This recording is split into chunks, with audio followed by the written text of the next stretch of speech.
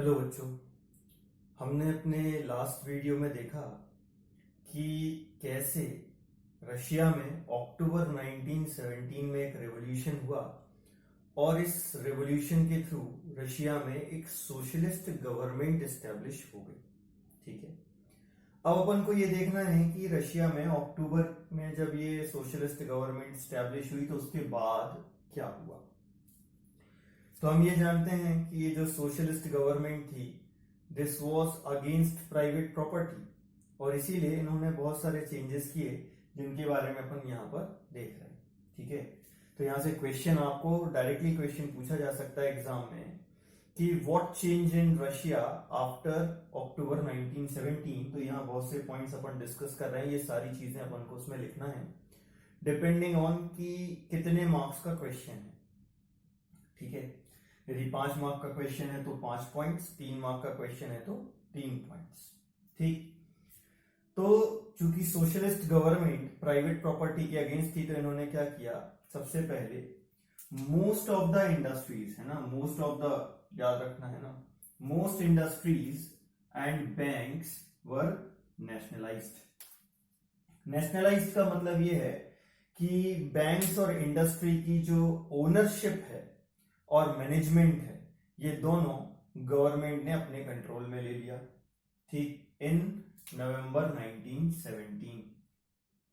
ठीक है, इसके अलावा लैंड जो था, land was declared a social property, है ना, सोशल प्रॉपर्टी डिक्लेयर कर दिया गया है।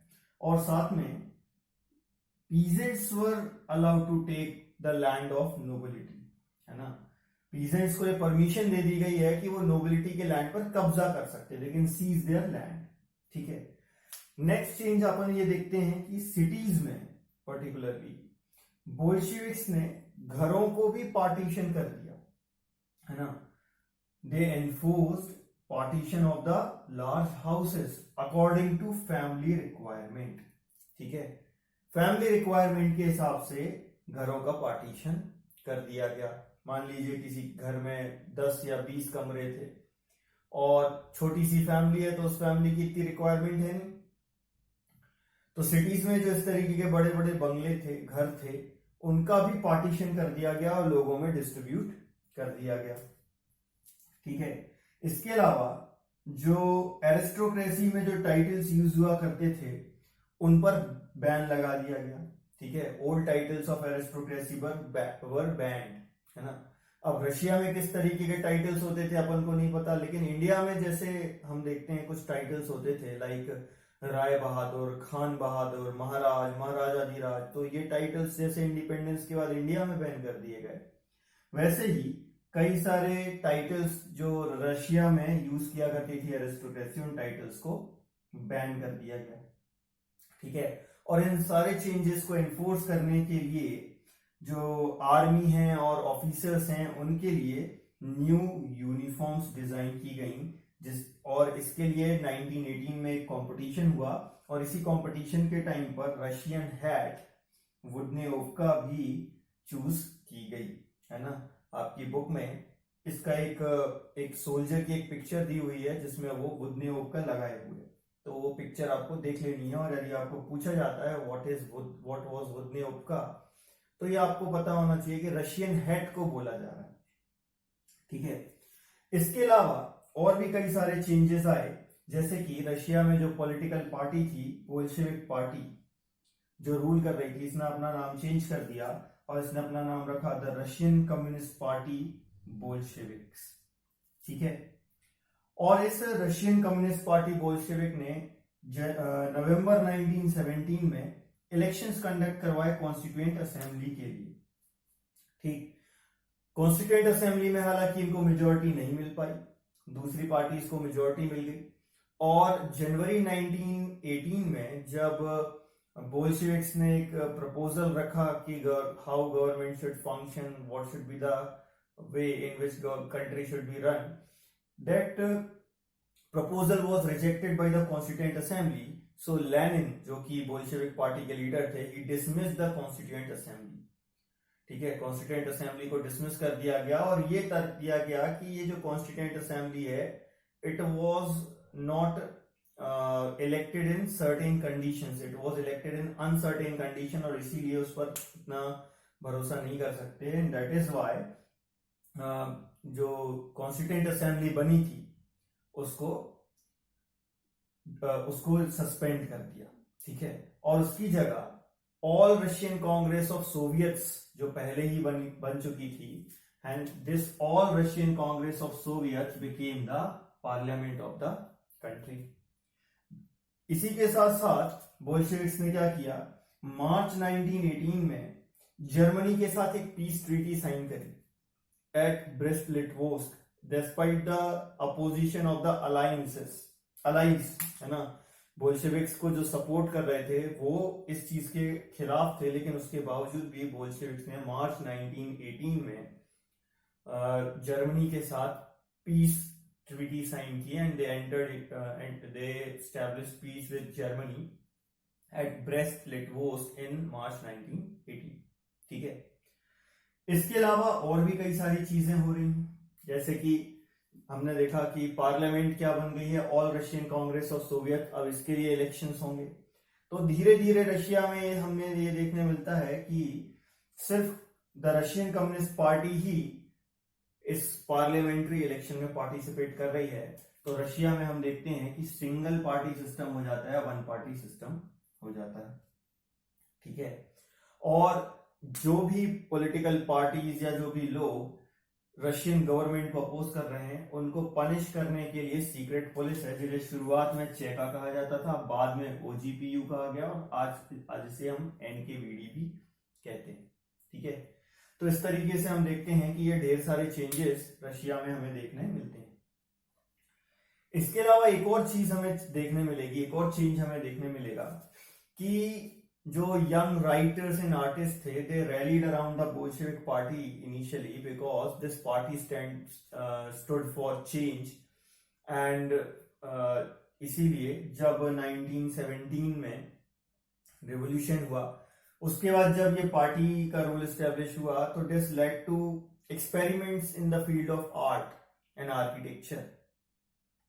बट धीरे धीरे ये जो आर्टिस्ट हैं, यंग राइटर्स एंड आर्टिस्ट हैं, इनका ये जो इल्यूजन है कि this party stood for change and for socialism, these people became disillusioned because of the censorship that party imposed, है ना। censorship मतलब किसी चीज को बैन कर देना, है ना, लाइक सॉन्ग्स, मूवीज, इन सब चीजों पर सेंसरशिप लगाई जा सकती है, न्यूज़पेपर्स पर लगाई जा सकती है, मैगजीन्स पर लगाई जा सकती है।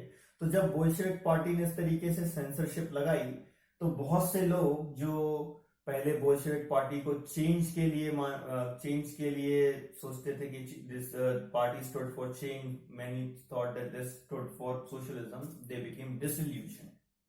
क्लियर, ठीक है।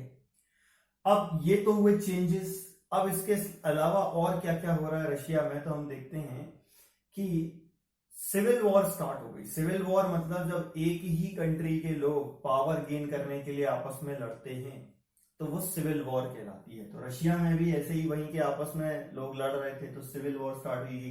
क्यों स्टार्ट हुई? क्योंकि जैसे ही बोल्शेविक्स पावर में आए, उन्होंने क्या किया, दे डिक्लेयर्ड लैंड सोशल प्रॉपर्टी और उसका रीडिस्ट्रीब्यूशन स्टार्ट कर दिया था, ठीक है। तो इसके कारण आर्मी जो है वो टूटने लगी। The Russian army begin to break up. क्यों? क्योंकि ज्यादातर आर्मी में जो लोग थे वो फार्मर्स थे और वो अपने गांव जाकर जमीन पर कब्जा करना चाहते थे। इसीलिए this army begin to break up and soldiers deserted their camps, ठीक है। और इसका फायदा किसको मिला? नॉन बोल्शेविक्स को, जो कि बोल्शेविक्स के इस एक्शन को क्रिटिसाइज कर रहे थे। They condemn this Bolshevik action like non Bolshevik socialist, जैसे कि socialist revolutionaries, they were non Bolshevik socialist, है ना। लिबरल्स थे, कंजर्वेटिव्स थे, जो कि प्रो ज़ारिस्ट भी कहलाते हैं। ये सब आपस में लड़ रहे हैं। इनको अलग अलग नाम दे दिए गए हैं, जैसे कि ग्रीन्स का मतलब द नॉन बोल्शेविक सोशलिस्ट, यानी कि द सोशलिस्ट रेवोल्यूशनरीज, ठीक है, जो फार्मर्स को लीड कर रहे थे। व्हाइट्स यानी कि प्रोजारिस्ट यानी कंजर्वेटिव्स। रेड्स यानी कि जो बोल्शेविक्स हैं उनको रेड्स कहा जा रहा है, जो भी प्रो बोल्शेविक्स हैं उनको रेड्स कहा जा रहा है, ठीक है। तो ये जो ग्रीन्स और व्हाइट्स हैं, they condemned this action and they organised troops to fight with Bolsheviks, और they move towards south Russia, है ना, वहां से ये सारी चीजें कर रहे हैं। And between 1918 and 1919 most of the former Russian Empire was controlled by these non-Bolsheviks, है ना। ये कौन मतलब है? ग्रीन्स, यानी ग्रीन्स एंड व्हाइट्स। और ये ऐसा क्यों कर पा रहे थे? बिकॉज दे हैड हेल्प किसकी मिल रही है उनको? फ्रेंच की, अमेरिकन की, ब्रिटिश की, जापानीज की। ये सब लोग क्यों इनकी हेल्प कर रहे हैं?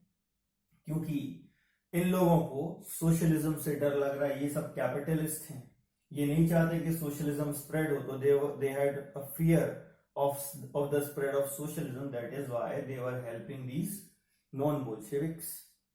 ठीक है, लेकिन इन लोगों ने क्या किया?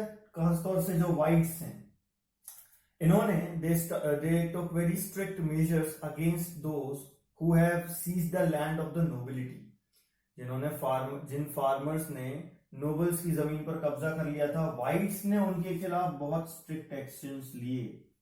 और इसके कारण नॉन बोल्शेविक्स के लिए जो सपोर्ट था थोड़ा बहुत अभी तक रशिया में, वो खत्म होने लगा, और सपोर्ट किसको मिलने लगा? बोल्शेविक्स को। And by the January 1920 Bolsheviks controlled most of the Russian Empire, and they were able to do this because they got help from non-Russian nationalist and Muslim jihadist। ठीक है, अब ये कोऑर्डिनेट कर रहे हैं इनके साथ। अब नॉन रशियन नेशनलिस्ट कौन है? फॉर्मर रशियन एम्पायर में बहुत सारी छोटी छोटी सी कंट्रीज थी, जैसे कि कुछ पोलैंड है, यूक्रेन है, बोलीविया है, ऐसी कई कंट्रीज थी जो रशियन एम्पायर का पार्ट थी। अब वो क्या कहला रहे हैं? Non Russian nationalist. वो अपनी कंट्री को इंडिपेंडेंट करना चाह रहे हैं, या चाह रहे हैं कि उनको अपने ऊपर रूल करने के राइट्स मिले। ठीक है, लेकिन कई जगहों पर इनके बीच में जो कोऑर्डिनेशन है वो वर्क नहीं कर रहा है, खासतौर से वहां पर जहां पर जो कॉलोनियलिस्ट हैं, they have converted themselves into Bolsheviks और सोशलिस्ट। जैसे कि कहीबा का एग्जांपल दिया गया है, जहां पर Russian colonialist converted themselves into socialist, और वो सोशलिज्म को प्रोटेक्ट करने के नाम पर जो लोकल नेशनलिस्ट हैं उनको मैसेकर कर रहे थे। तो इसके कारण क्या हो रहा है? लोगों के दिमाग में कंफ्यूजन है, उनको समझ नहीं आ रहा कि ये जो बोल्शेविक्स हैं किस चीज को रिप्रेजेंट कर रहे हैं। इसीलिए इन नॉन रशियन नेशनलिस्ट को मनाने के लिए जो रशियन एम्पायर के बाद एक यूनियन बनी थी, Union of Soviet Socialist Republic, दिसंबर 1922 में बोल्शेविक्स ने ये Union of Soviet Socialist Republic बनाई थी from the former Russian empire. और इस यूनियन में जो नॉन रशियन नेशनलिस्ट हैं उनको मनाने के लिए कुछ ऑटोनॉमी दी गई। ऑटोनॉमी मतलब काइंड ऑफ इंडिपेंडेंस, मतलब ये रहेंगे यूनियन के ही पार्ट, लेकिन उनके पास अपने ऊपर रूल करने के राइट्स होंगे, सेंट्रल गवर्नमेंट उसमें इंटरफेयर नहीं करेगी। हालांकि ये जो कोशिश की गई नेशन बिल्डिंग की, यूनियन को बनाए रखने की, नॉन रशियन नेशनलिस्ट को मनाने की, उतनी ज्यादा सक्सेसफुल नहीं हुई। क्यों सक्सेसफुल नहीं हुए? क्योंकि जो यूनियन गवर्नमेंट है वो कुछ ऐसे लॉज हैं जो सभी के ऊपर एनफोर्स कर रही है, जबरदस्ती एनफोर्स कर रही है। जैसे कि एक लॉ था जो कि पेस्टोरलिज्म को बैन करना चाह रहा था, नोमैडिज्म और पेस्टोरलिज्म को बैन करने के लिए एक लॉ पास किया, और उसको जबरदस्ती एनफोर्स कर रहे थे सारी स्टेट्स के ऊपर। और इसीलिए ये जो एक्शंस लिए जा रहे थे, ये जो कोशिशें की जा रही थी कि सारे लोगों को मनाया जा सके और एक यूनियन, अच्छी यूनियन बनाई जा सके, ये उतने ज्यादा सक्सेसफुल नहीं थे। ठीक, लेकिन अभी भी हमें ठीक से ये नहीं देखा कि कैसे सोशलिस्ट सोसाइटी बनी रशिया, कैसे, क्योंकि रशिया को एक सोशलिस्ट सोसाइटी बनाना है। तो अब गवर्नमेंट ने ऐसा क्या क्या किया जिससे कि रशिया में सोशलिज्म आए, रशिया एक सोशलिस्ट सोसाइटी बने, इसके बारे में हम पढ़ेंगे अपने नेक्स्ट वीडियो में। Thank you.